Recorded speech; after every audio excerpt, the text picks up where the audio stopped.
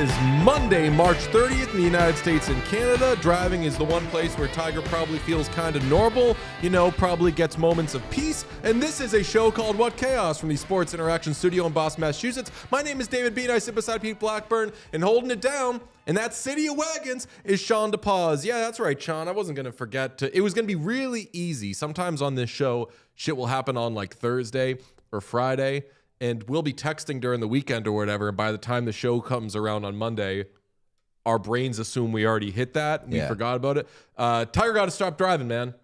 100%. Got to stop driving. Well, he gives it 100% when he drives, which he gives I don't it think like he does. I think that's the problem. Do you think he gives it 150% or he gives it like 10%? Well, I think it depends on the incident, because I think he's in certain situations he's probably had his facility slowed down a little bit too much, and in others I think he's been a little heavy on the gas. Yeah, so, these are not performance enhancing drugs that he's fair. using. These are performance. Well, because every car accident that he gets in while under the influence of something is the worst fucking car accident you've ever seen. It's never a minor accident. Yeah, he's flipped three times off of a fucking cliff. This was not the worst Edmonton one Oilers somehow. of getting in car accidents.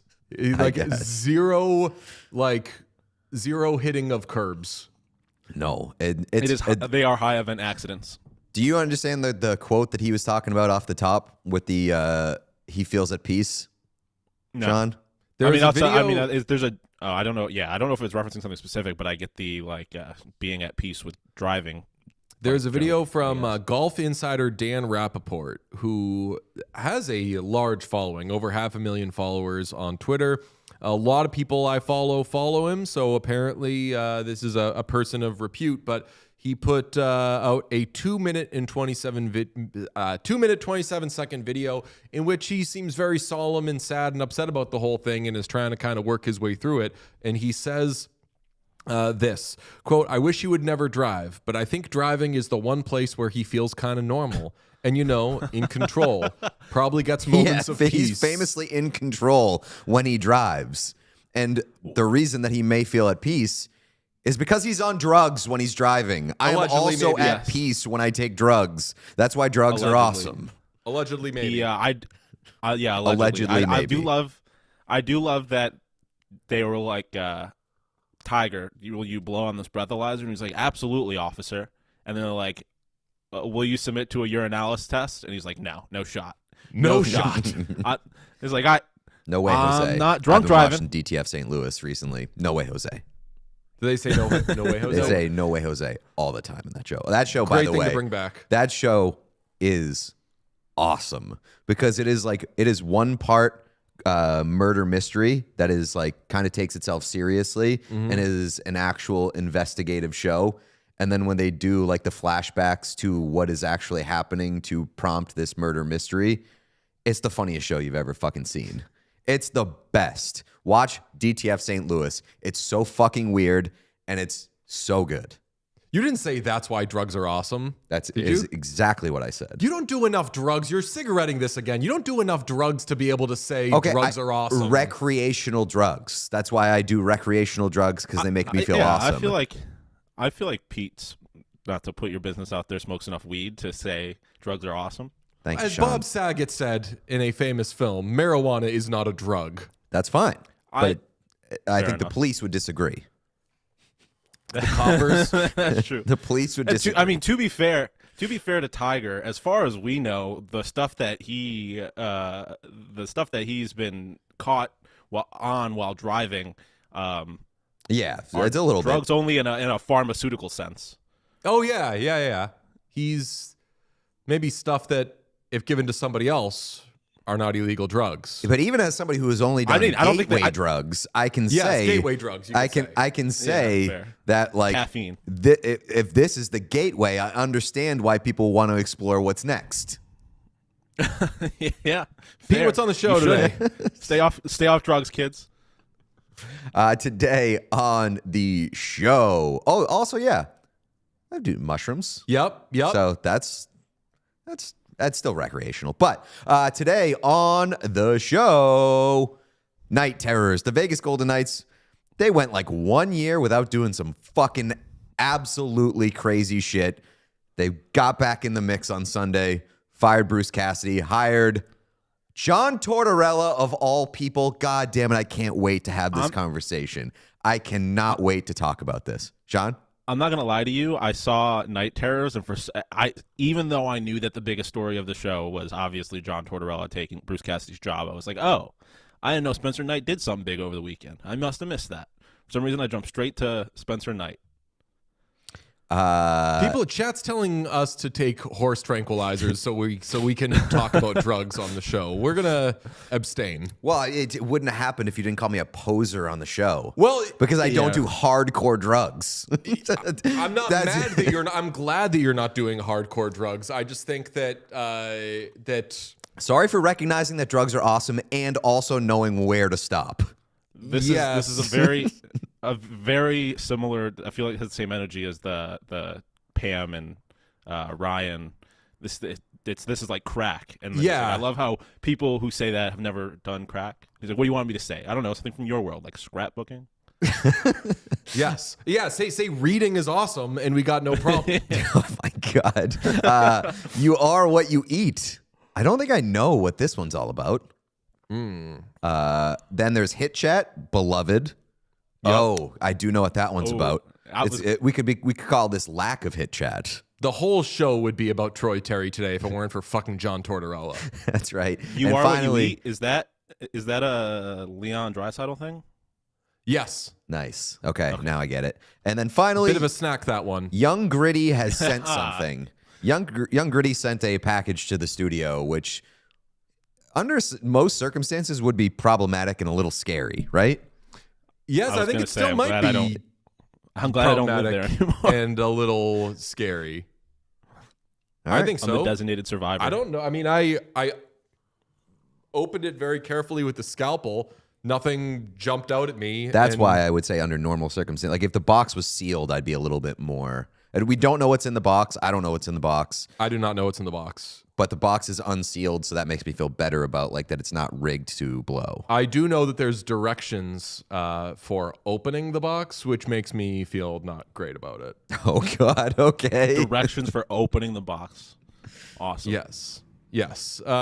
It's John Tortorella and stripper cupcakes. Okay, where to begin with? Jesus. Vegas Golden Knights yesterday stunned the world, fire Bruce Cassidy with 8 games to go, and replace him with John Tortorella. And it is not a joke. It is not a lame whatever. Like, we all looked at that tweet 400 different ways, changed the angle of our face with the screen, did the thing where you bring it onto Photoshop to see, like, is the brightness, like, that was a real fucking thing. That was a bulletproof thing that the Vegas Golden Knights typed out, sent to the world, and it is actually true. John Tortorella is the head coach of the Vegas Golden Knights with 8 games to go in 2026. Want to know an additional layer of the craziness of that whole story? You had drank half a Diet Coke and were like way out of it? That's right. No, I saw the news on Discord first. What? Our Discord. For some reason yesterday, I never do this. I was like, let me just pop on the What Chaos Discord to see what they're getting into these days. I saw them discussing John Tortorella as head coach of the Vegas Golden Knights, and I was like, these fucking idiots. These people are insane. So you're like, Discord is healthy and normal. Yeah, exactly. This is a Discord idea. This is not a Golden Knights idea. I was like, Jesus Christ, let me look into see how this happened. It happened because it happened. I am stunned. I've got a lot of thoughts on this. Should we give like a little rundown for those unfamiliar with John Tortorella is a Stanley Cup winning coach from his days with the Tampa Bay Lightning. Okay, he's a celebrated and decorated coach. And back when I was a child, whenever the Bruins would play the Golden Knights, I would read the news. I would get the newspaper and read the sports page after, because there was the game story was always good for an insane quote from this really handsome coach that the Lightning had. Like, the internet wasn't huge and popping off, So there wasn't a tweet about every second that was happening. You would just see what did the coach say in a press conference or whatever. And the only thing I knew was that the Lightning coach was fucking crazy. I thought you were doing a bit there because you said whenever the Bruins played the Golden Knights, I would open up I'm the sorry. newspaper.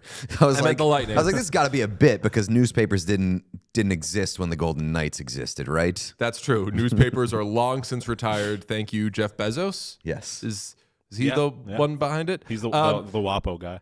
Okay, this is a coach, John Tortorella, who is a wild quote, an energetic man, I believe a friend of canines, right? Cats. Big dog guy. Cats too. Like a very good man, but There was the video of him in Columbus when he went. I think it was Columbus or maybe Philly. I think it must have been Philly when he went to the dog pound and he was all like. I thought there were cats there as well. Loving on him. Okay, He's probably a both guy. Yeah. This man has gotten opportunity after opportunity, and every time, because he can be a little abrasive, whether it's with the media, look up his nice conversations with the late great Larry Brooks, or with his players, or whatever, Or with Anthony Sanfilippo. or gonna say. yes, although a lot of them, like a lot of his like run-ins and like clashes with people, typically end up being pretty harmless and just good for everybody. Yeah, and I think the get laughs reporters out of it. respect him. Yeah, but I mean, I've been in John Tortorella press conferences where they're like, "Any questions for the coach?" And the team that he works for, like the beat writers that cover him, are like, "Nah." And it's just like one question from an opponent just being like, "Which goalie are you going to play?" And he's like, "You'll find out at the game." And you're like, "Okay." And that's the end of the press conference. So, but by all accounts, we don't know him personally, is a great guy, has done a lot of media. Basically, whenever he's not working, ESPN uses him, and he's got a fun report with Butchie, and he seems like a great guy. But every chance he gets, his last coaching opportunity, and he's coached with the Canucks, he's coached with the Rangers, coached with the Flyers last season, got fired at the end of the year because he was like, I don't know if I like coaching what's going on with this team. The next day they fired him, and he was gone. And we always think, okay, it's done. And every time he gets hired, coach for the Blue Jackets as well, every time he gets hired, people are like, holy fuck, that's a kind of wild button to press. This is the craziest time it's ever been in the history of pressing the John Tortorella button. The Vegas Golden Knights, who themselves are an unserious franchise, albeit with serious results oftentimes. I would say that I would not say that they're an unserious franchise. I would say that They're the Joker of they franchises. sometimes border on too serious. Like they are. I feel like the Joker is a good way to describe it. Yes. There's like a little evilness to it. They're dedicated to their craft, but it just pisses everybody the fuck off the way they go about it. The way that I describe it is recklessly aggressive.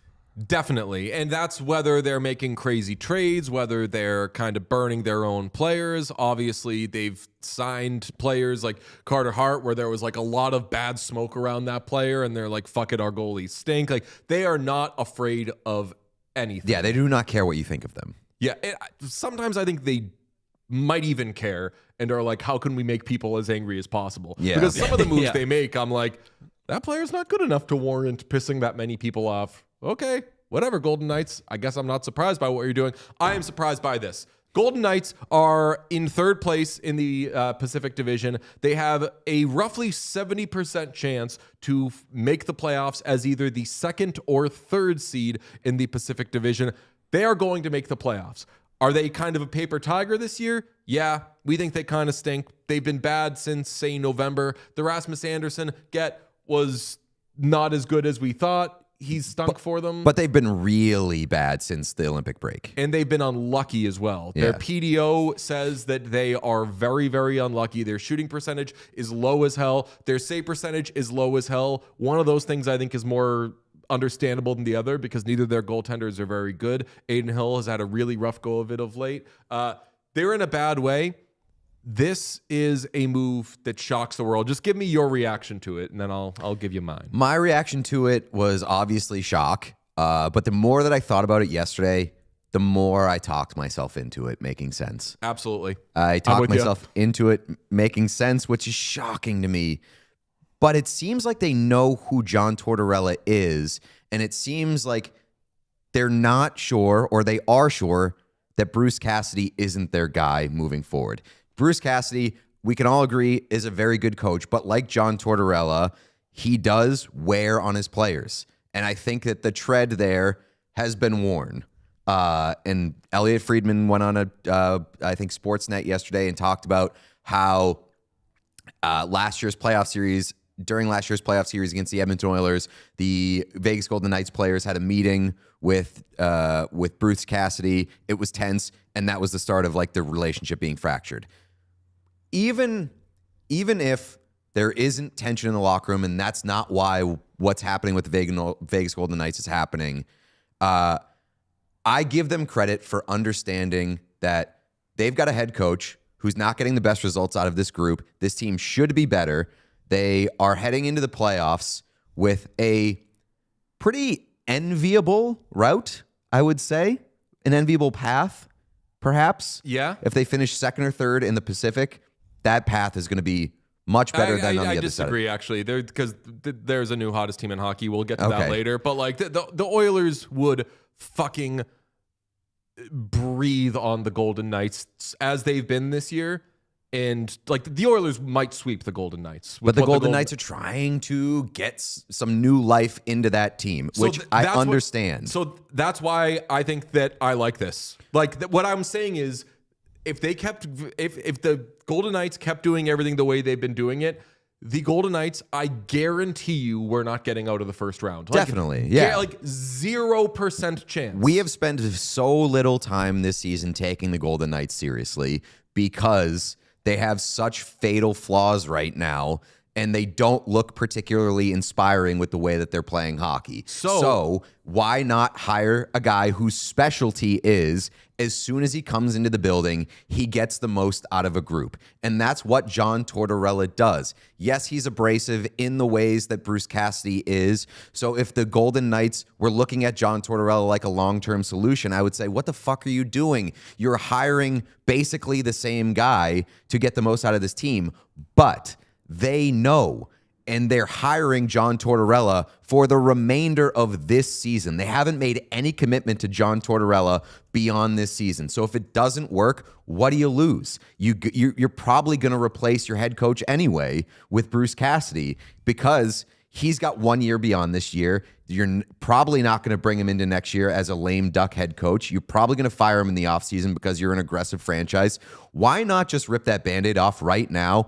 Hire a guy like Torts, whose specialty is getting the most out of this group, and see what he can do for you in the playoffs. And if it doesn't work, you can hit the reset button in the offseason anyway, like you were planning to. I completely agree with every word of that. Like I said, they were not doing shit this postseason anyway. Might as well take a ridiculous swing. Like, they were going to get eliminated and they were going to fire Bruce Cassidy. That was going to happen. So might as well see if you can salvage something from this season. And I mean, crazier things have happened. I know a lot of people have said, well, the Torts secret is having a really good goaltender. The Torts secret is also get the hell down and block all of these shots. So the goaltending, I think, is going to be better with Torts anyway. I don't know if it's sustainable, but they need like 21. They need to win like 21 games to win the Stanley Cup. Okay? Like they need to win enough to get into the playoffs, and then they need to go on a bit of a run. Do I think that's going to happen? No. But I'll give them a fucking 1% chance. And I was giving them a 0% chance before. Granted, like I would have hired Peter DeBoer. It's probably not going to happen because of the relationship there. Right. But I think that given that they were fucked anyway, I don't see the harm in trying an 8-game, let's see where we go from here. And at the very least, it's a wake-up call to the players in the locker room. It's a wake-up call to the players in the locker room who may have tuned out Bruce Cassidy, who may have had a problem with Bruce Cassidy. Now, not only did they get their coach fired, which maybe they're not unhappy about considering the relationship there, but like if they've got an issue with a coach who's hard against players, tough fucking luck, because the new coach that you have heading into the playoffs is also hard against players. I will chat is also correcting. Torts is not a coach bump guy. Torts is not a get off to a good start guy, which makes this even more fun. Really? Torts historically, like, I think that there was something today about like his first X amount of games with a new team is below 500. So yeah, so I guess maybe it's not. Which is what it's not below, 0 to 60, but he typically on a larger sample with more runway does get a lot out of his group. I mean, there's no more effective way. I won't say better to get someone's attention by saying, "Hey, John Tortorella is your coach right now." So if the problem is those guys are sleeping, then they'll be awake. Sean, what do you think of this? No, the big thing I was thinking is that like talking about whether or not they could like actually turn into like a real team in the playoffs or what, like if like this is not supposed to sound disrespectful, even though it's going to, but like if the Columbus Blue Jackets can do what they have done, why can't the Vegas Golden Knights turn back into like a legitimate? Because like do you guys think that their roster is like inherently outside of their goaltending? I guess like they have a bad roster. No. They have a really good roster. Yeah. They have an awesome roster, so much so that I was buying the dip when they were struggling early this season. And we've seen what Adin Hill has been able to be at points in his career. So like you said, if he's getting slightly better defense, guys are blocking more shots, who knows? I don't think he's going to turn into like prime Adin Hill again, but he could be good enough with this. Like I just feel like you said, it's very low risk, and this could very like if the Blue Jackets can do what they have done over the last handful of months, who's to say that the Vegas Golden Knights can't turn it on late in this series, maybe get lucky a little lucky. I don't want to say lucky, but turn it on the first round, turn it on at the end of this season, turn it on in the first round, and then like if the Vegas Golden Knights get the second round, I think we're looking at them like we have looked at them in years past, which is a Stanley Cup contender. And you talk about Torts getting off to a slow start and that being the history. Well, I mean, it's going to be hard to be worse than what the Vegas Golden Knights have been since the Olympic break. They're 31st in points percentage. They are the second worst team in the league since the Olympic break. So, like, if it doesn't work out, cool. The coach that you hired for 2 weeks doesn't keep the job. Mm-hmm. Chat says it's no risk. Chat says, well, a new coach brings a new system. No way, Jose. Not with 8 games to go. It doesn't. Like, John, that's what's fascinating about this. It's not like the Golden Knights have 5 days off right now and they can practice a bunch and implement a new system. Tortorella's not going to have time to like implement shit other than John Tortorella being there. Yeah. And maybe like that can be enough. Again, it's something that can get their attention. I think that's the most effective thing it can do. And again, like get in front of shots, block shots more. I don't think this is like they're reworking their forecheck or like changing their system too much. With what time? Like with what time? They still have to win a few games to make sure they get into the playoffs. Also, the underlying metrics that they've had under Bruce Cassidy suggest that they don't really need to change the system. They've, by all accounts, by the fancy stats, yes, the results aren't there, but again, the shooting percentage and the save percentage are ass. So if you're not scoring and you're not getting saves, you're not going to win. But the underlying metrics say that this is a pretty good team. So, DJ, are you scared? As an Oilers fan? Yeah, this is your first round matchup right now. Oh, Sean, I am fucking terrified. How did it take this long to bring up how terrifying this should be for the fucking Edmonton Oilers? This is maybe the only time in my Oilers watching life where I am confident my beloved Edmonton Oilers are unable to match an opponent's freak. Think about that. That is always the thing with the Oilers. You go into the Oilers, and the Oilers sucked all regular season. You're the Kings, and everyone loves you. You're the darling. You got the harmonica class. Like, everything is on your side. And then these fucking bozos are like, oh, you don't know shit. Watch this weird pop-up goal we're going to give you in game 1, and then we're going to ruin your fucking lives, and you can't make heads or tails of them. The Oilers right now are staring down an opponent that, as they're about to get into a brawl, punched itself in the face, ripped its head off, blood spouting from it, and they're like, let's fucking go. New head, yeah. Let's fucking go. Like, the Oilers I can't make sense of this as an Oilers fan. This fucking, because like the Oilers always have like the Evan Bouchardness of it, the Stu Skinner of it, the huntiness of Leon Draisaitl. They always are leaps and bounds more freaky than their opponent. We talked last week, a couple of weeks ago, about Chris Knobloch hot seat. And if the Oilers were struggling right now, I'd say, ooh, this gets interesting. Because right now, the Oilers, we were talking off the show of like, if the Oilers lose a few more games, do they do the DeBoer thing now? Oilers are the hottest team in hockey right now. So, like, they can't go out and grab one of these guys. They've figured their shit out, kind of. Like, they're good defensively. They're getting good goaltending from Connor Ingram. They're winning games without Leon Draisaitl. Right now, the Oilers seem kind of adult. And it's the Golden Knights that are like, you ready for this matchup? Like taking their pants off, doing all this crazy shit. I'm terrified. I mean, does it make you feel any better that if the Vegas Golden Knights show up to the table and rip their heads off in round one, that there'll at least be some pretty good coaches waiting for the Oilers in the offseason? Bruce Cassidy, definitely. Pete DeBoer, pretty good options if you're like, I'm sick of Chris Knobloch, get him out of here after this first round exit.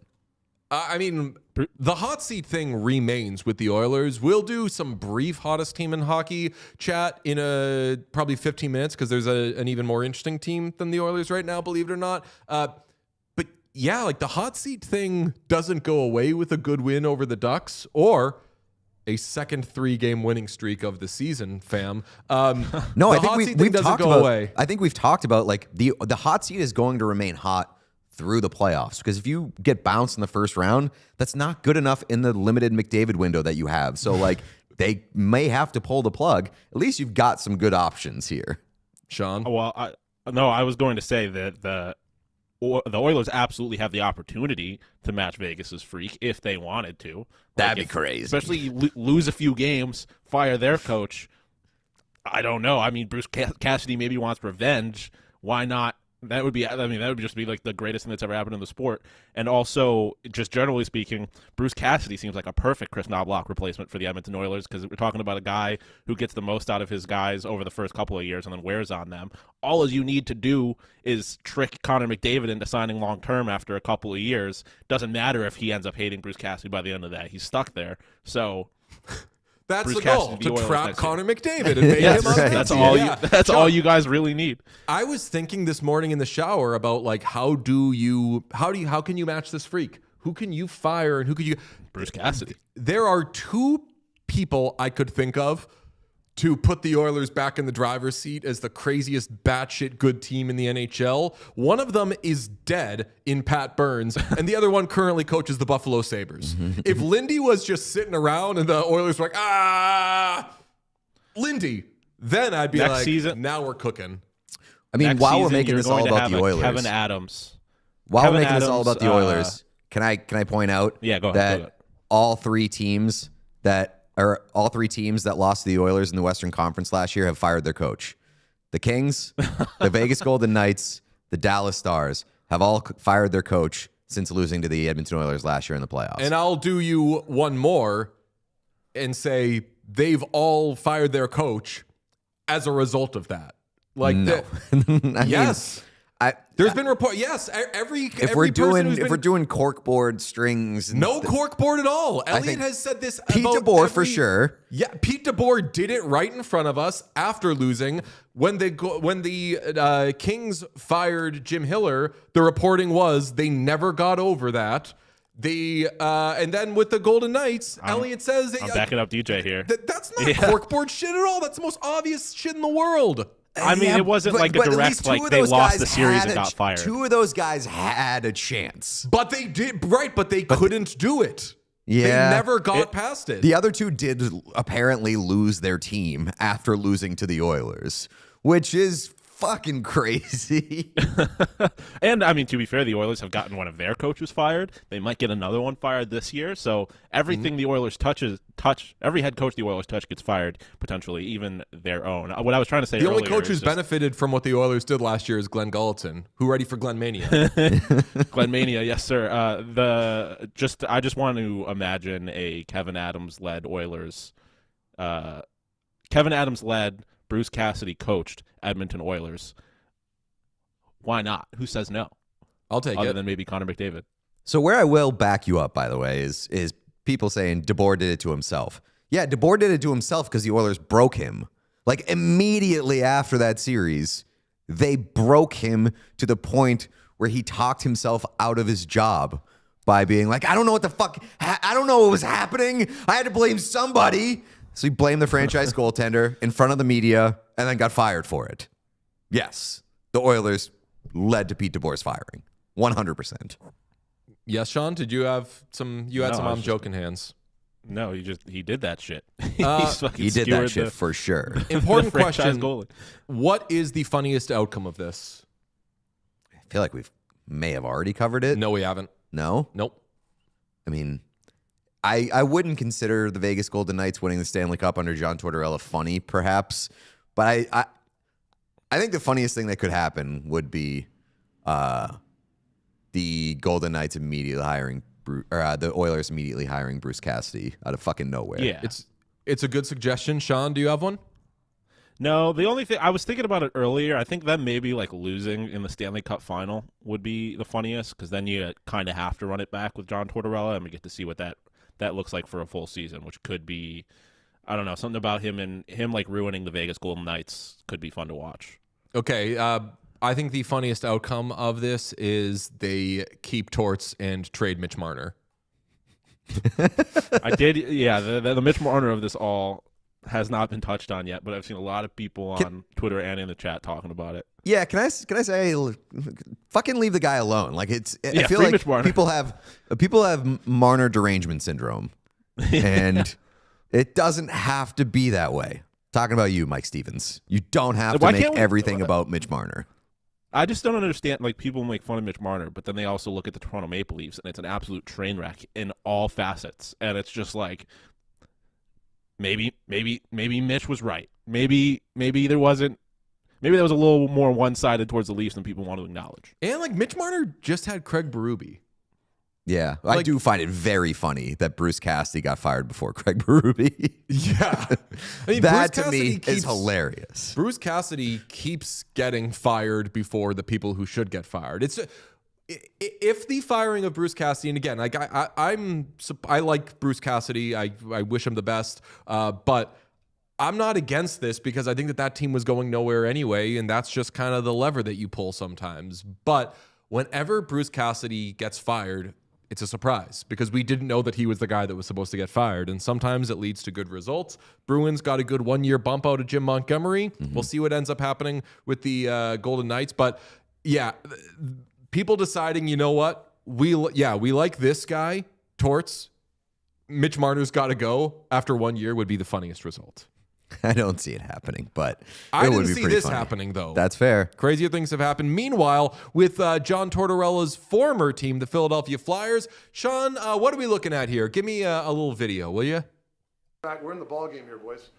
We just took that fucking team out, and we were the better team, like all fucking night. So hang your hat on that. And you know what? Everybody. Fuck everybody, says Rick Tocchet. I didn't do fucking shit. Yeah. Okay, that is Flyers head coach Rick Tocchet giving a post-game speech after beating the Dallas Stars, after taking both games of a back-to-back against the Detroit Red Wings and Dallas Stars this weekend. And now your Philadelphia Flyers are in a 3-way tie for third in the wild card race in the Eastern Conference. They're tied with the Red Wings. They're tied with the Ottawa Senators. They have 86 points and a .589 point percentage. They are just 2 points behind the Columbus Blue Jackets, who we'll talk about in a second for the second wild card spot. The Philadelphia Flyers are here. They're in the ball game, as Rick Tocchet says. That was a great little post-game thing. I didn't fucking do this. Yeah, they're like, fuck everyone. You know what? Fuck these haters. Like, pretty sure we all thought it was you. Porter Martone in that video, by the way, because Porter Martone signed his entry-level contract with the Flyers. So watch out for the Philadelphia Flyers, who I should note, 2 of their 9 remaining games against the Detroit Red Wings. They theoretically can do this. I feel like no one's taking it seriously, and we're all like, I said they could do this. You were kind of giving, yeah, why not? Yeah. But it is funny to say fuck everybody when like that's like the bulletin board material receipts thing where it's like, don't pretend like you didn't fucking suck 2 weeks ago. Yeah. There is a reason everybody was hating on you. It's because you were bad. Congratulations on being good recently, but you don't have to change the narrative or like twist the narrative to be like nobody ever believed in us. You're I'll correct. defend Hawk. Because you I feel sucked. like but I mean, if people wrote them off, they're like, people stopped talking about them like they could make the playoffs when they weren't mathematically eliminated, and now they're here. It's like the Geno Smith. They tried to write me off. I ain't right back though. I think people are. I think people have started to write Geno Smith off again, but that's a different story. They tried to write him off, and they didn't talk back. TOCH. Now, how have they done this? How have they gotten back in the playoff picture, you ask? I'm glad you did. Weird skate shit. Weird skate shit. Weird things happening with skate blades, okay? We're going to hit you with, I think, 2 to 3. What are we looking at here? First, on Saturday, you had Dan Vladar's skate blade popping out. Do you have this against the Red Wings, Sean? All right, so there's Dan Vladar, who's got his skate blade in his hand, which is tame by skate blade shit standards. Tuukka Rask famously once gestured with his, and it was a lot scary. But I mean, we always have to talk about literal goalie with a knife. Yes. That is very important to the show. 100%. Now, there were 2 weird, what are we looking at here, issues in the Flyers-Stars game Sunday night. Sean, hit me with the first one. Konechny, after delivering the hit I along love this the wall one. and lost his blade, he gets a little teamwork there from Christian Dvorak. Looks like one of those drills you might do in training camp. For This team came from a bonding. hit. Look at this. Finish here by Konechny on Pow! You can see that left skate, it kicks the board Sent that thing and the blade flying. goes Sent that thing flying. And then there was also this one, which was, I would say, the cutest of the 3. Get it deep though. Ernie tripped up and the penalty's called. Zegras is going to go to the box with 2:48 to go. I'm just having to This lay takes there. kind of a while. And the Flyers are going to face one of the top power plays. Good problem solving by the ref. Take the lead late. I feel that ref had some performance anxiety there for a second, where like once you can't pull it out cleanly, Yeah. you're like, Jesus fucking Christ, there's a camera on me, isn't there? But that's how the Flyers are back in it. And yes, Porter Martone, the guy who I gotta say, look, I say all the time, the worst place 2 people can be is unwilling to have a conversation. People who know that Porter Martone had a good college season gotta chill the fuck out when it comes to Gavin McKenna stuff. People are so mad and so mean every time they see anything good about Gavin McKenna being said. We're like, Porter Martone's having a better season than everyone just wants to make everything about Gavin McKenna. It's like, well, then fucking slow down and tell me about Porter Martone. I feel like everybody's listening on Porter Martone, too. Everybody knows Porter Martone is having a great Well, then season. stop talking about Gavin McKenna. Got it? All right. Well, I wasn't. I don't really care about him until the draft starts. So I'm excited about Porter Martone being a Philadelphia Flyer. So are Philadelphia Flyers reporters. I saw an unbelievable old school blog post from Broad Street Bullies that they just posted about all the Flyers reporters taking the worst camera pictures you've ever seen of Porter Martone and being like, he's in the building. And it's just like a tiny pixelated character. After Yeah, he'd very already good been on stuff. the broadcast. Yes, very good stuff. Speaking of the Philadelphia Flyers, they are 3rd in the entire NHL in points percentage since the Olympic break. So they've been good since the Olympic break. Can I offer you a chance to answer who the 2nd best team in the NHL has been since the Olympic break? The answer may surprise you. Second best team. I mean, Blue Jackets have to be in the mix.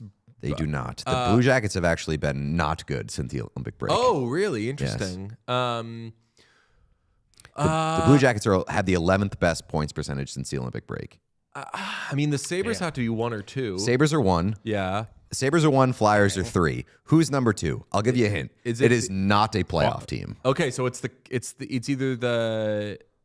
So I was gonna say Jets, Preds, or Blues. It is the St. Louis Blues, the 2nd Hell best yeah, team in the league. 4 straight. Since the playoff, or since the Olympic break. And not even fucking close to being in the mix for the playoffs still. That's how bad the Blues were pre-break. Like, in the Pacific Division. Or in the Western Conference. And still not near the playoff picture. They're 4 points out with 2 games in hand. So I guess they kind of are in the mix. The St. Louis Blues might be in the mix. I would. Monty's still their coach, right? He didn't get fired this year, or did he? Shout out my Blues fans, but my dance card might be full with the Western Conference wild card contenders. Like I want to see the. I want to see. Let's get interesting. Like, let's make it a little bit more interesting. Bring every team into the mix. I've had a lot of fun over the past couple of weeks tuning into the slate and being like, damn, this game has implications. This game has implications. Now we're going to look at the St. Louis Blues games and be like, implications here. I don't believe in the Blues. I think it's wild that they're here, but I will welcome them into the mix. I think there are one or two teams in that, like, above. Like, I think I would rather kind of want to see Winnipeg make the playoffs. That would just be, after the way they started their season, the fact that they were, like, worst team in the league at one point, making it would be fun. And then the Sharks, obviously. But, like, Kings, Kraken, Preds, I kind of want to see the Blues in over all of them, just for the memes, more or less. Oh, no. I would want to see the Kraken in over the Blues. Like, yeah, I mean, the only reason I'd want to see the Blues there is just because it would be hilarious to see them make the playoffs. like Just Bobby because I McMahon think they has were relevant. Bobby McMahon has like 50 goals since the deadline. Yeah, but like asking me to choose between the Kraken and the Blues is like asking me to take a red pill or a blue pill, but both pills are the like Boogers jelly bean from Harry Potter. No fucking Harry Potter chat with you, okay, buddy? It's ingrained into my DNA. I'm talking about the books. The stuff that I'm talking you about the already books. own is ingrained Yes. into the DNA. Yes. Nothing going forward. I'm not going to pretend that the Harry Potter fucking isn't cut like off. a big part of my personality and has been for 35 years. Okay. No more going forward. You Okay. right to jail. Okay. I'll great. kill you. Okay. All right? Fucking cool it. Fuck J.K. Rowling. Both Yes, right it's here. always fuck J.K. Rowling, but I do love Harry Potter. It's always fuck J.K. Rowling. Always. Got it, J.K. Sean? Rowling sucks. I mean, the Flames still haven't been mathematically eliminated. That'd be pretty fun. Yeah. Or like, I don't understand. I don't Flames understand the I tried math. to put in the playoffs last week, and you guys said I fuck know. me. Well, no, for a second I bit on the bit for a second, and like I said, they're not mathematically eliminated. I don't understand the math. How more teams haven't been mathematically eliminated with 8 games left? Like the I know it would require like every team above them to lose every game for the remainder of the season, but like the Blackhawks haven't been mathematically eliminated. Let's get fucking Connor Bedard in the playoffs this year. Why not? To clarify, that was a reference to a Patreon thing. It was kind of an inside jokey thing. If you read a Harry Potter book, I don't fucking hate you, and I don't think you're going to hell. Relax. I'm just making fun of Pete because that's what we do. I'm going to throw DJ in the bus. He got into Harry Potter more recently than I did. It's more problematic. That is true. I went to a play. I went to the Harry Potter play. Yeah. So Canceled. it's fuck J.K. Rowling. It's fuck me for He's that. canceled. No. I'm on that He's canceled. one. I'm not watching that fucking show. Tell you what, I'm not watching that show though. Okay?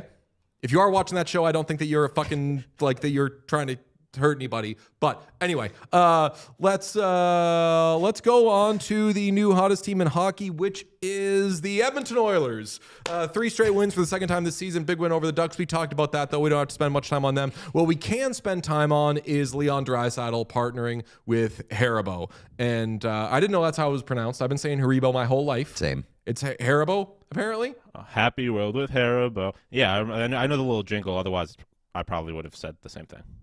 Okay. Leon Draisaitl, who this came out when he was injured, but it's Haribo Canada. I like to think that he shot this when he was in Germany. Sean, hit me. It's my childhood on a table. Ja, alles lecker. Did you call those proper yummy? That's enough. Run him again? Did you say proper yummy? I may have just like hallucinated for 1 second. It's my table. Ja, alles lecker. All super yummy. All right, proper yummy would have been way cooler. Look at the end of this though. Look at That logo's the 29 the Haribo guy wearing the bear, I suppose, wearing the 29. That is cute as fuck. I love it. Everyone knows in North America that I am a gummy bear guy. And Haribo is by far the best. Yes, everybody knows that. You've always said that. I haven't always said that, but I hope You have people not know it always going said forward.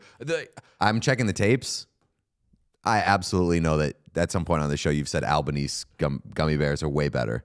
Are you fucking with me? Is this payback for me calling you a poser earlier in the show, which I kind of feel bad about? No, I thought that you said Albanese ones were way better. People say some people ride for Albanese. Okay. Albanese fucking suck. Those, I would rather not eat candy. I would rather not eat anything. I would rather fucking die. And quote me on this. If we're in a situation where it's just Albanese left, I want to live a good last few days and not have that shit. That's interesting because like it was been stuck in my brain that you ride for Albanese, and for a long time I've like just swallowed my take that is absolutely 100% wrong. That Haribo are way better. Haribo are way better than Albanese gummy bears. I mean, you're leaving out the actual best one, which is Black Forest. Black Forest is good. Black Forest are good, yeah.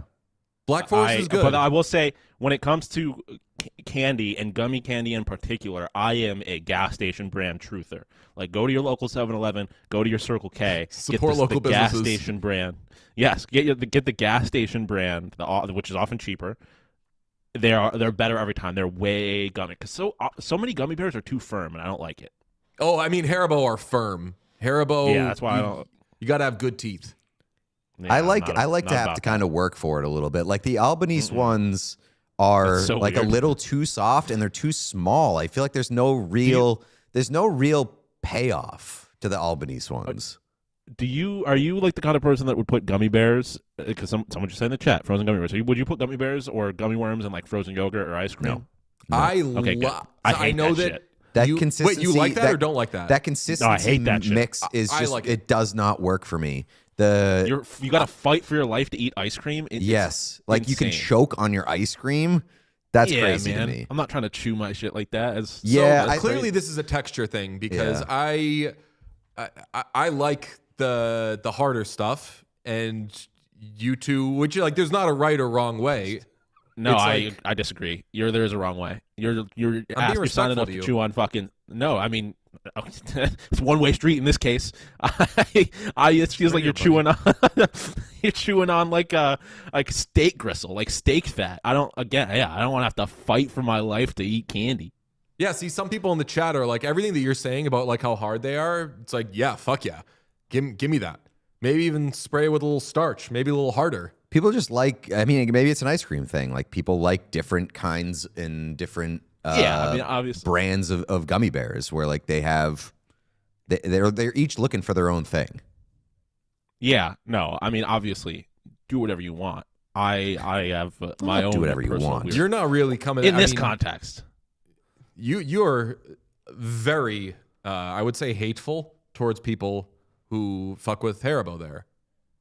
Not Haribo, not specifically Haribo. I'm more talking about like the frozen gummy worms, like people that put gummy worms and stuff in their ice cream or frozen yogurt, and it gets like actually frozen. See, that's I love insane. That. Well, I love that where it's like you got to keep it in your mouth crazy. for a little bit to crazy. warm up, so then you can. That's crazy. I mean, you got to have like the lip of the gummy bears. No. Really good. It's like because ice cream's melted 8 minutes ago, and you're still chewing on one gummy worm. It's like. Just eat them separately. This is going to be the longest, the farthest out someone has made plans to go get ice cream. But Sean, when we were in Buffalo, remember when we went, you'll never forget it. We went for ice cream in Philadelphia. We had so much fun. Of course. When we're in Buffalo, we're going to be there for a while. Let's try to get ice cream like twice while we're there. Well, I mean, I can take you. I can take you. There's several ice cream places. The best ice cream place is in Lackawanna, New York.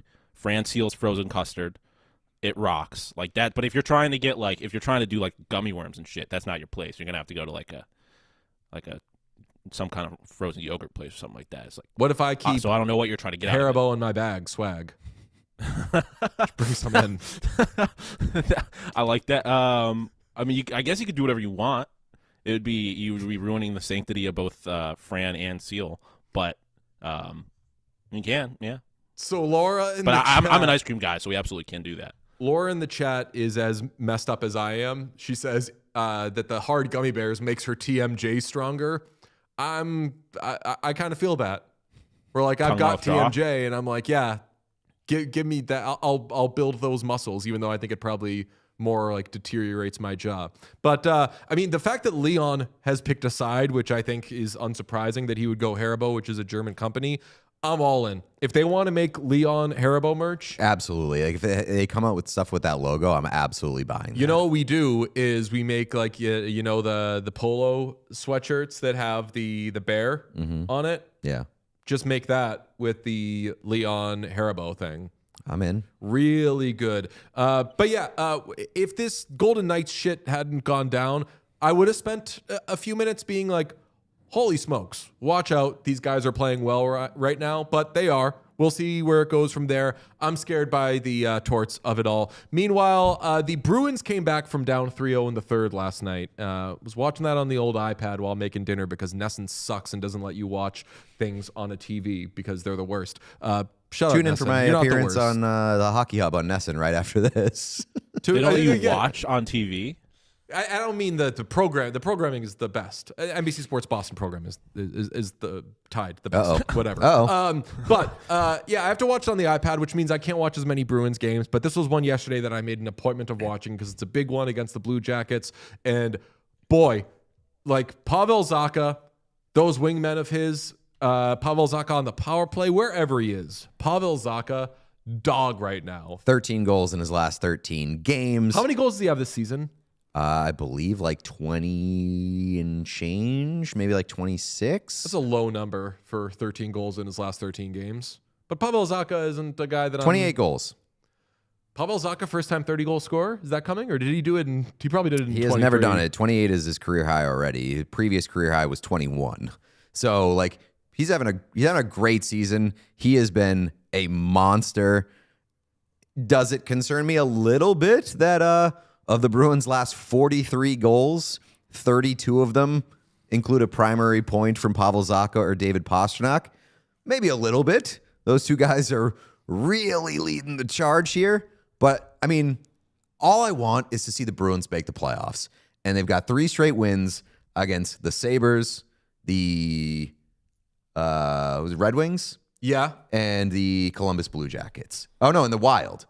The Sabres, Red Wild, Wings was and last Blue week, Jackets. yeah. So, like, 3 pretty good teams and 3, like, good efforts. Like, they had probably played the worst period of their season last night in the first period, followed up really great 40-plus minutes. So, the Bruins, I'm not starting to believe, but I'm starting to get excited about them. I would not sweat or worry about is this thing that Pavel Zacha's doing, like, that maybe is a little outlier-y, not sustainable. Like, welcome to the 2025-26 Bruins. Yeah, like, no, I know, but I mean lucky, like, and it's never just one. It's not the same person. It's not like one person is doing this thing that has made the Bruins so lucky. Different guys have gone off. DJ just discovered what a team is. No, but it's a little different. How long have you been waiting to use that, Sean? It's a little different but because the Bruins are like being carried by one guy at different points in the season. Like You'd like it to be 2. Morgan Geekie was Pavel Zacha earlier in the season. David Pastrnak is always that guy, but there's the second guy is kind of a rotating door. But that's what I'm saying, though. Like, it's always going to be something that you're like, this doesn't seem totally normal or sustainable. It isn't. But what we've seen from the team this year is that once that guy's luck runs out, it's Middlestat time. Middlestat's a bad example because he plays. It's just always one of those 3. Yeah. It's just that line. Yes, Sean? Did you see the thing last week where they tried to call Middlestat Middle Goat? No. I think it might have been Nesson, actually. Not to pile on, but like they had a little. Oh no, it was just the Bruins. It was the Bruins. It was Casey Middlestat talking to Belle Frazier, and I believe she asked, "Is the Middle Goat moniker catching on?" And Sabres Twitter obviously didn't like that. So you don't get to do that shit. It's not. It's Malin Goat. I saw. Yes. Oh, I was gonna ask. Like, did you try doing Middle Goat at some point, or No. Yeah. It's just copyright infringement on Malin Goat. I also saw a hate-ass Buffalo Sabres fan chirp Casey Middlestat by calling him Casey Littlestats, and I thought that was actually pretty good and something that I hadn't heard before. I mean, that is a new one. I don't have any time for chirping Casey Middlestat. I'm at a point with like the drought Sabres where it's just like it didn't matter if Jesus Christ was playing on all 4 lines. Like, the Sabres were still losing those games, so I'm not holding it against the individual players necessarily for the most part. Also, like, if you're a Buffalo Sabres fan, aren't you above chirping Casey Middlestat at this point in your life? Like, that's what I'm saying. Like, it's like, and I get that people still hold gripes against Jack Eichel, and that's a little more valid. But like, I'm just like, come on, man. The the Sabres missed the playoffs for 14 straight years. I don't think you really have the right to be mad at individual players for that shit. It was a little bigger than any of them. Meanwhile, in Buffalo, there was this sign that we saw, Washington Street, which is that where KeyBank Center is? It's one of the streets downtown Buffalo. I'm honestly not exactly sure. I don't. All right. Well, the original tweet from Nate Mills notes that the Washington Street was defaced endearingly. The SHIN and T were blued out, and now it just says Wagon Street. Connor Hurley from the Two Goalies One Mic podcast said Sabres fans defacing street signs to make sure everyone knows the enormity of the moment. Greater than, greater than, greater than. And let's not forget that this is in the same month that they changed the Welcome to Buffalo sign. Yeah, there you go. Lindy Sean Ruffalo says, Welcome to Lindy Ruffalo. Sean, they also covered the seal of the city with the Sabres logo with the buffalo dragging a wagon behind it. I mean, that should be there permanently anyway. Sean, you are pro your city is being vandalized. You're okay with these anarchists? Yeah, this is in a long line of sports-related vandalism. There's a region of the city called Allentown. You can imagine what happened with that over the last few years. It became Josh Allentown. Allen Street was Josh Allen Street. Anything that you could fit some kind of Bills-related reference in, it was happening. Even on ambulances. Even on you can't forget the ambulance. Like they love possibly the most preposterous thing ever done to an ambulance. Yeah, which to be fair, like they didn't call it the ambulance. They just put his number on the back of it, which still is a little weird to me. I don't know. Yeah, a guy died and you put his number on your ambulance. Yeah, it's like obviously he died outside of the ambulance. He came back to life in it. But people forget. Yeah, no, people forget. Never forget. People forget about Damar Hamlin. I don't. And speaking of things that only happen on Patreon, we didn't break the news live on the show that Damar Hamlin signed an extension with the Buffalo Bills, so he's around even longer than the ambulance lives on. But no, it's a long line. Don't talk about how long Damar Hamlin is around. I thought my joke on Patreon was funny. So sign up for the Patreon to hear my joke about Damar Hamlin. Patreon.com/WhatChaos. Yeah, probably longer than that. But yeah, Hurdle Ave becoming Hurdle Ave after Josh Allen hurdled somebody. It's a long line of Buffalo fans vandalizing their city in the name of their favorite athletes. Haters are going to say, act like you've been there before, but it's been long enough for that it to be okay that the Sabres aren't acting like they've been there before, or the Buffalo fans aren't acting like they've been there before. And I would also say, like, don't act like you've been there before. Seeing that shit is very cool. Seeing an entire city rally behind a team like that and do it in creative ways that can be seen by the masses, absolutely. We've got nothing better to do. And also, yeah, like I said, we haven't been there before. I hate that phrase. It's like, I'm trying to... you're supposed to not enjoy it? Trying to get the ball rolling on planning the Buffalo trip and the house and everything.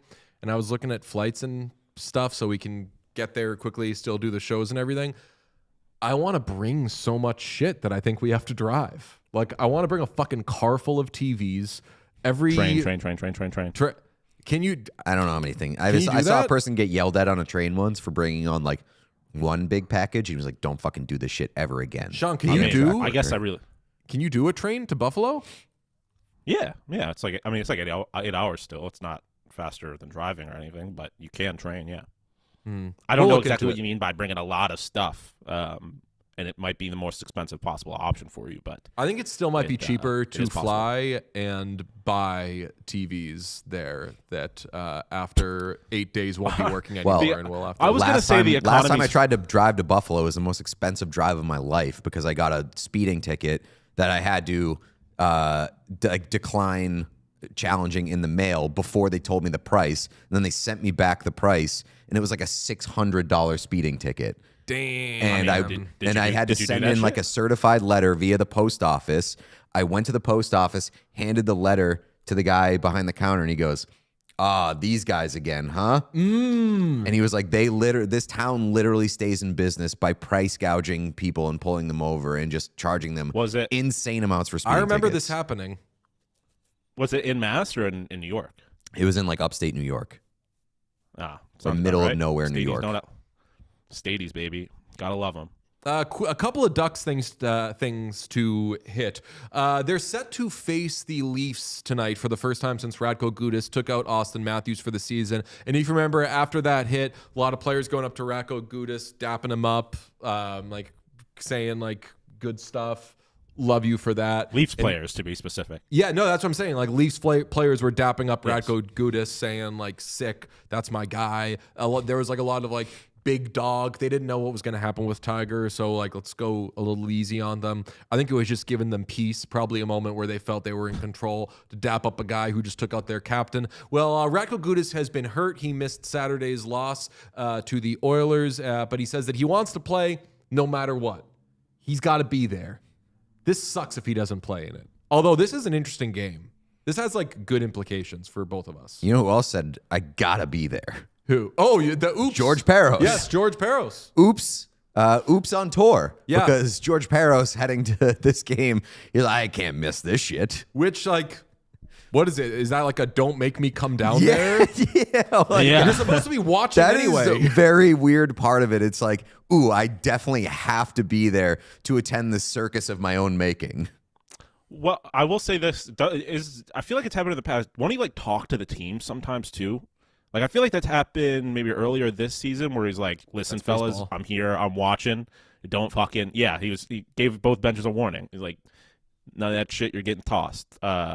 Which man, ABS has been fucking cinema so far this year. But that's I'm unrelated. a big fan of ABS. I love ABS. Get fucked, CB Buckner. But yeah, like I think maybe I'm making it up, but I feel like there's a chance that he will like actually talk to the teams in person. So like I can understand him thinking that might have some effect. As Stop of 8 minutes dapping ago, up. Don't celebrate dirty hits, okay? If a dirty hit happens, do not dap up the culprit.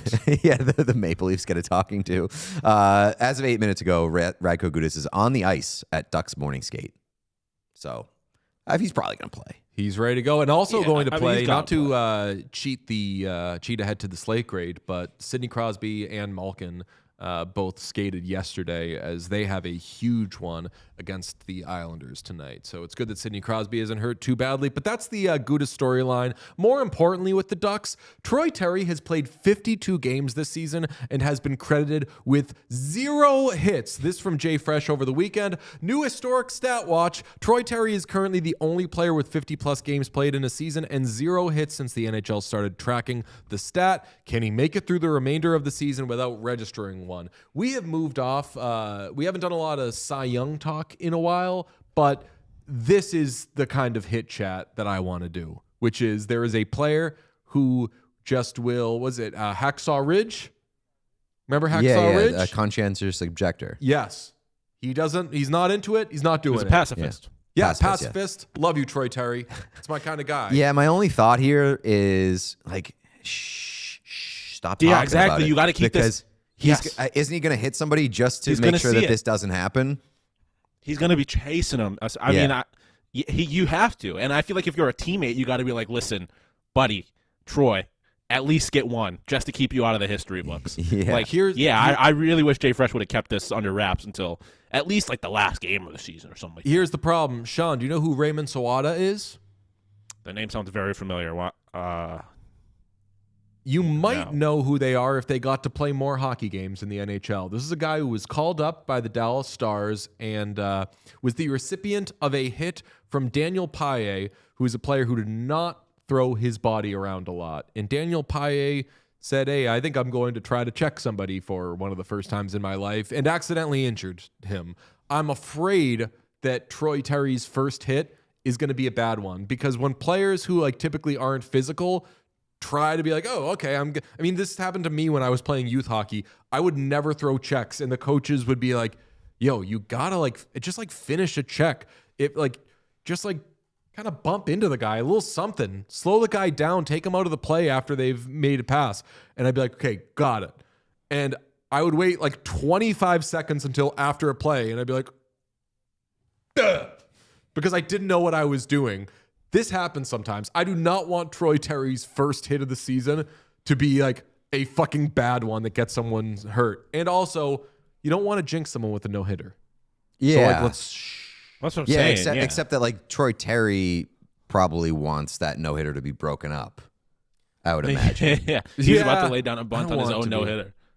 Yeah, I can't imagine him like finding pride in that, and he probably gets chirped for it. So it does add a fascinating layer to the Ducks' remainder of the season.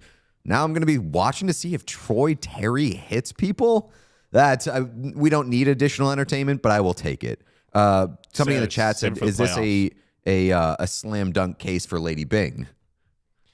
It should be, or is it like so against the expected behavior of a hockey player that it's almost too sportsmanlike. It disqualifies them. Yeah, because you could argue that they're not really playing the sport if they're not throwing the occasional hit. I mean, especially when the Ducks are an interesting team, but I would imagine the Ducks, like for the first 2 periods of every game, do not have the puck. I would have to look, but that sounds about right. The Ducks experience typically is the Ducks, I think, have trailed in every game they've played this season, and I'm not kidding. And they won most of them. And they usually come back and win them, and that's why the Ducks are so fun to watch. So it's not like the Ducks have the puck the whole time. They're like, when am I supposed to hit somebody? When we got the puck? That would be rude. Like, there's been opportunity to hit guys, and he doesn't do it. Usually Lady Bing is like, you don't take penalties. You're not doing like bad stuff. Hitting is encouraged. At that price point, you're supposed to hit. So that's interesting. I wonder if they'd be like, nah, you didn't hit at all. Of course you didn't take any penalties. You don't do anything. Yeah. Shout out Tory Terry. Before we get to we'll do this in the slate grade. Sean, could you give me the slate? Are there 10 games tonight? 10 There's 5. All right, there's the Penguins at the Islanders. That's at 7 p.m. Eastern, the United States and Canada. You got the Flames at the Avalanche at 8:30. What a structure. Canucks at Golden Knights. It's a John Tortorella Bowl at 10 p.m. Eastern. You got the Leafs at the Anaheim Ducks. That is at 10 p.m. Eastern, the United States and Canada. Big implications there for both of us. We want the Leafs to win that one. Oilers now, again, you say that you shouldn't want to get the first spot in the Pacific. I think it'd be a nice feather in a team's cap to get that. And we want the Leafs, of course, to win so the Bruins can get that draft pick. And then you have the Blues at the Sharks at 10 p.m. we can both talk ourselves into thinking we're winning and we're going to make a run here, bowl. Some interesting games, obviously an A-. I want to talk about a team that is not on the slate tonight, and that is the Montreal Canadiens. It'll be brought to you by Sports Interaction Sportsbook and Casino. Every game is your game when you bet with Sports Interaction. Bet the action on every period, every shift, every shot with Canada's homegrown sportsbook, Sports Interaction. Ontario only, 19+. Please play responsibly.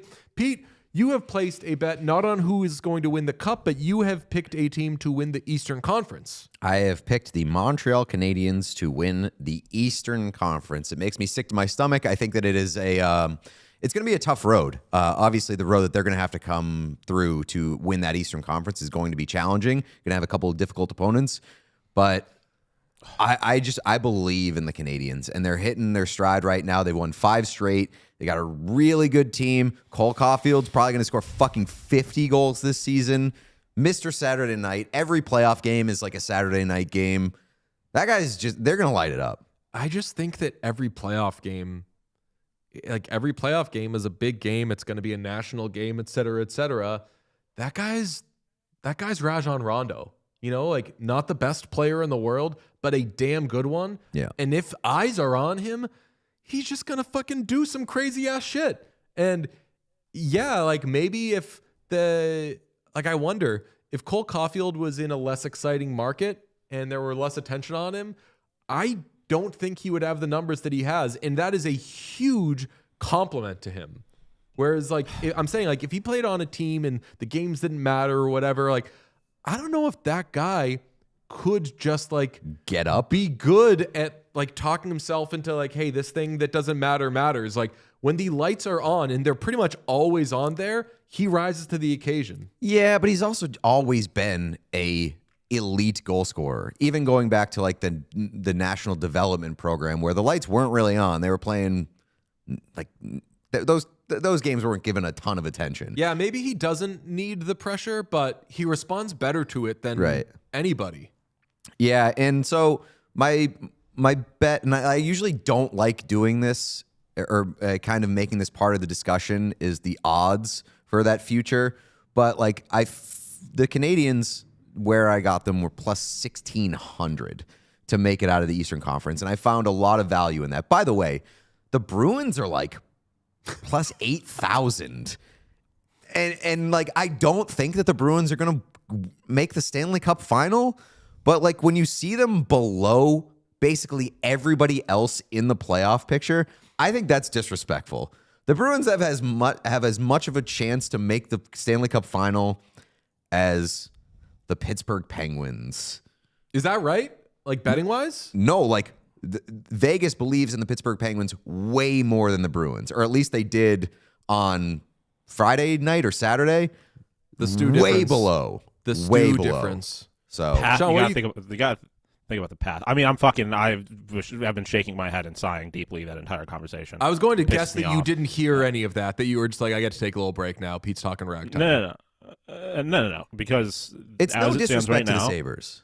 No, I know it's not, but obviously I'm going to make it about the Sabres. And yeah, of course. That means As of right now, they would have to beat the Sabres in the first round. And I know that series is going to end my life. Should that happen, it will end my life, however long it goes. But first, ice cream. Yeah, but first, Sean, ice cream. what do I always say though? You know what I always say? Sure, yeah. Not the the thing that I can say. Oh, you got to on get punched in the mouth. You got to get punched in the mouth. You got to get punched in the mouth. You got to lose before you win. Yes. And yeah, no, I mean, Canadians lost. They've lost already. Yeah, you're not wrong. Listen. I don't like if the Sabres are playing Montreal Canadiens in the first round. I don't feel good about that. I don't think you're being an asshole because I think it's outrageous to suggest that the Canadiens are going to beat the Sabres. I think you're an asshole for making me think about it. I think it's very possible. That honestly, I think is like worst case scenario. I think I would play literally any other team in the playoffs in the Eastern Conference before I played the Montreal Canadiens in the first round. Okay, other than the Hurricanes. My reaction to this, and I'll wrap it up in a second, is that I wish you just bet them to win the cup. Yeah, but that's going against my and I really I don't know if it's like we got a show to do today. Because like we haven't historically done like, and granted I was the one who brought this up and asked you to say who you bet onto it, but like we don't do these announcements for fucking conferences. Well, we do, but we bet on multiple teams to win conferences. Oh, yeah. Where the sort of the sanctity lies is picking one team to win the Stanley Cup. So I don't know if I'm there yet with the Canadians. I'm not going to rule it out. Like I may still do that, but I'm holding on to that bullet because it means something to me, and I only bet on one team to win a cup per year. So is there a chance that you would bet on the Canadians to win the cup, and is there a chance you would bet on a different Eastern Conference team to win the cup? Not if I bet on the Canadians to win the cup, because I feel like that's like hedging your bets or like not. I don't like to. No, I'm saying like, could you be like, you know what? I've decided I think the Lightning are going to win the cup. I'm going to bet on them when you already have. No, that's what I'm saying. Like you won't diversify. No. Okay.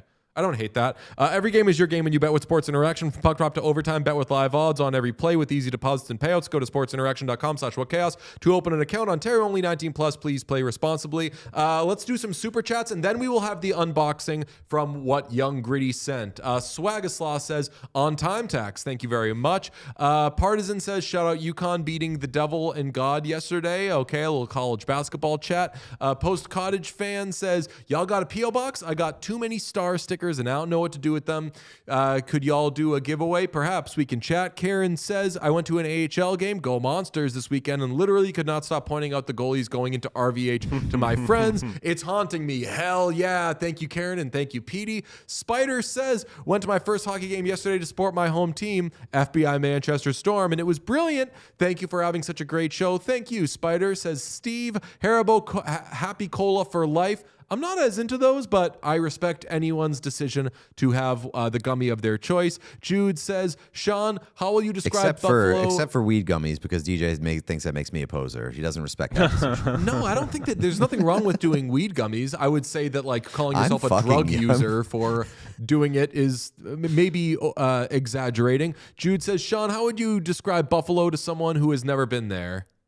The absolute worst city in the world, and everything about it's going to make you fall in love with it. I don't know how to yeah, it's like it's not the worst city in the world, but it's like it's not a particularly like when you talk about the greatest cities in the country, it doesn't have any of those things. But you get there and you can't help but love it. You can't help but love the people, the food. It's amazing. Bart the Z Best Battalion, food city in I never America, know what by the to- way. Best poutine? Best food city in America. That's I mean, one you've of the said that best about food every cities in city you've America. ever been in. No, that's not true. That is not true at all. I DJ said always got that best city in thing America. on him. Gummy bears. During the Cup final a couple years ago when we would do the watch-alongs, I would always have gummy bears with me. Just wanted to shout out Pete's enthusiasm for Project Hail Mary, getting my ass to a theater for the first time in a while. Saw it in IMAX 10 out of 10. Yes, I saw it on last night. Friday. The fucking best, man. Like I did got out there and enjoy I it. was like, I need to not talk for 10 minutes because I'm about to say some shit I can't take back. Like I'm about to call this better than Interstellar. I'm about to call this better than a lot of movies I've seen. I loved it so much. It's so simple. It's not better than Interstellar. It's not It's- better than it's what Pete was talking about it's on the Training Patreon. Wheels, like it's Training Wheels space movie, which is perfect for me because I don't really want space movies. I loved it so much. It's so yeah, good. it's you are doing the thing that Pete warned against, which is like potentially La La Land. Overhyping. And I do. it was- I'll walk that back a little bit. If you want to be excited and you want to scream from the mountaintops that this is the best movie of all time, I'm not going to tell you not to because I love it.